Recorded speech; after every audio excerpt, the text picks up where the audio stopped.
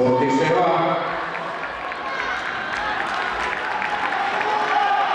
Kemur hér fyrst út veginni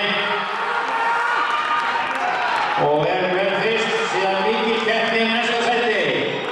Og það sýnist mér Ingibjörg sem að hafa sig fyrir í annað sætið. Flott hlaup hjá stórum hópi. Örugglega